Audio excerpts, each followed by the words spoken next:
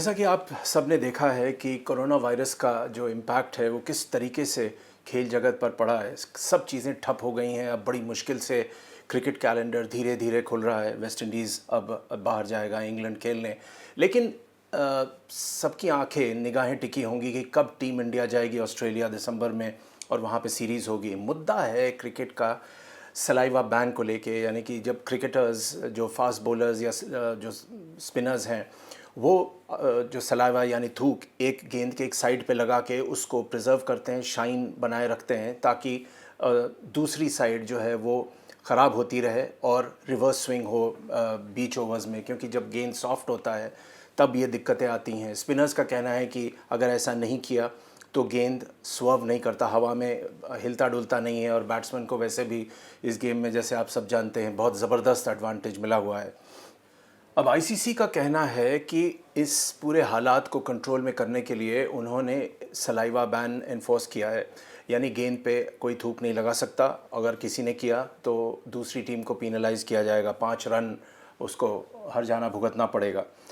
अब इस तमाम मुद्दे पर इंज़माम उल हक़ ने, जो पाकिस्तान के पूर्व कप्तान हैं, लेजेंडरी बैट्समैन हैं और इंडिया को बहुत सताया है उन्होंने फील्ड पर, उन्होंने कई बातें रखी हैं अपने यूट्यूब चैनल पे जो मुझे बहुत अच्छी लगीं और इंटरेस्टिंग लगीं, क्योंकि उन्होंने सही कहा। उन्होंने कहा कि एक और आप कह रहे हैं सलाइवा बैन है, दूसरी तरफ जब आप स्लिप कॉर्डन में प्लेयर्स को लगाएंगे, मानिए 3 स्लिप या 4 स्लिप लगती है, तो उसमें वो डिस्टेंसिंग तो नहीं हो सकती।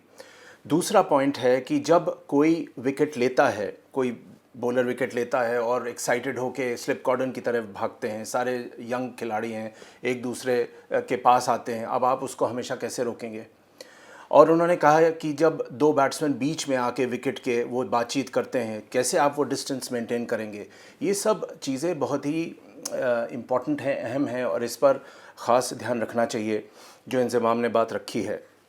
हमारे फास्ट बॉलर ईशांत शर्मा का कहना है कि ये जो आईसीसी ने नया कानून बनाया है ये एक न्यू नॉर्मल है, यानी अब से ऐसा ही हुआ करेगा।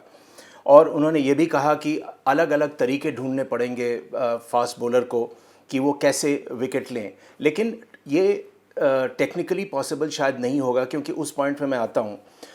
ग्रेग चैपल जो इंडिया के कोच रह चुके हैं, बहुत कंट्रोवर्शियल फिगर है, सौरव गांगुली से अगर ग्रेग चैपल का अभी भी आप नाम लें तो आग बबूला हो जाते हैं। खैर वो एक अलग बात है, लेकिन ग्रेग चैपल ने कहा कि ये जो सलाइवा बैन है इसका कोई असर नहीं पड़ेगा। क्यों नहीं पड़ेगा? क्योंकि उनका कहना है जो बॉलर्स हैं वो बहुत ही चतुर हैं, वो हर सिस्टम को बीट कर सकते हैं। वेसलीन अपने हेडबैंड में लगा लेंगे, वो लग सकता है, उसको कौन रोकेगा। अलग अलग तरीके तोड़े जा सकते हैं, ये ग्रेग चैपल का कहना है।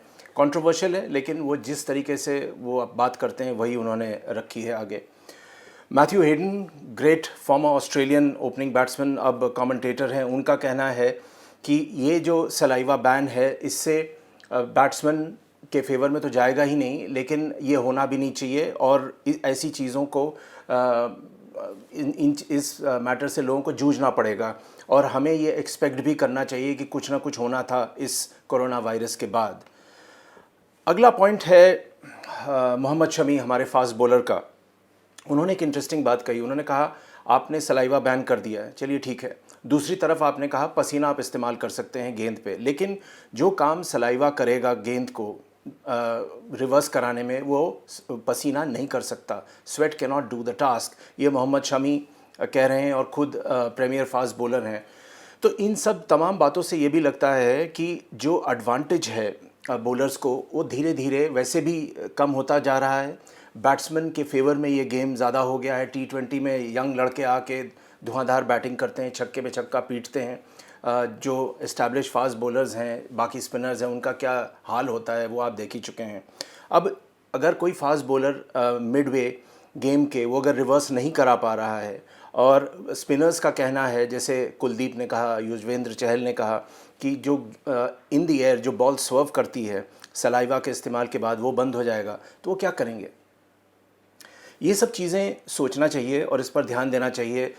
मेरा मानना है 3 पॉइंट्स हैं मेरे पास। सबसे पहले कि मैं आईसीसी के इस सुझाव से बिल्कुल सहमत नहीं हूँ। कारण बताता हूँ आपको कि सबसे पहले सलाइवा बैन आपने कर दिया कि क्यों किया। आपने कहा कि कोरोना वायरस के बाद रेस्ट्रिक्शंस जो हैं वो रहेंगी, और उनके प्लेयर्स के हित में हमें बात करना चाहिए। अब प्लेयर्स एक साथ बस में ट्रैवल कर रहे हैं, चलिए आपने सोशल डिस्टेंसिंग कर भी लिया, होटल में एक साथ खाना खा रहे हैं, एक साथ रह रहे हैं, आप डेली उन पे चेक करा रहे हैं जो बाकी पैरामीटर्स हैं, जैसे उनका टेम्परेचर चेक और दुनिया भर का बाकी चेक्स। तो फिर इसको करने की क्या ज़रूरत थी जब एक मेजर एडवांटेज आप छीन रहे हैं? Point one. सेकेंड पॉइंट है कि आईसीसी ने कहा है वो जो 5 रन का आपको हर्जाना भरना पड़ेगा अगर आपने ये कानून तोड़ा। अब ये कानून जब भी तोड़ा जाएगा आप देख लीजिएगा कि इसमें एक्साइटमेंट में जाएगा, ये कोई जानबूझ के मुझे नहीं लगता कोई करेगा कि हम इसको किसी तरीके से सलाइवा लगा के हम अपने फेवर में कर लें। ये एक्साइटमेंट में होगा, गलती की वजह से होगा और उसका हर्जाना उसको भुगतना पड़ेगा, जो मेरे हिसाब से ठीक नहीं है। और आखिरी पॉइंट, और जो बहुत ही एक इंटरेस्टिंग पॉइंट है, कि ऑस्ट्रेलिया ने कहा है कि इंडिया अब जब दिसंबर में जाके ऑस्ट्रेलिया में खेलेगी तो 10,000 लोग उनके हर स्टेडियम में मौजूद होंगे।